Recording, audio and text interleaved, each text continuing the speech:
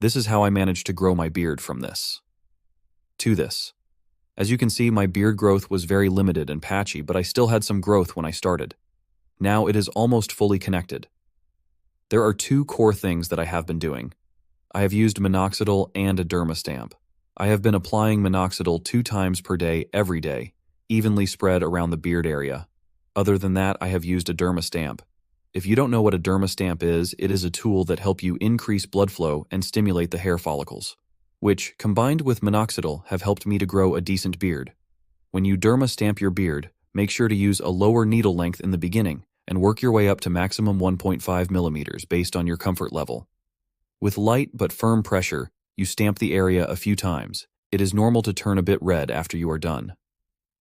I have been using it around 1 to 2 times per week. I use Minoxidil in the morning and evening, and I usually Derma stamp in the middle of the day. To combat the only side effect I have experienced from the Minoxidil, which is dryness, I have used different oils or creams to moisturize the skin. I also found it helpful to trim the beard to a fairly low length, since it made it easier to get the Minoxidil to the skin properly.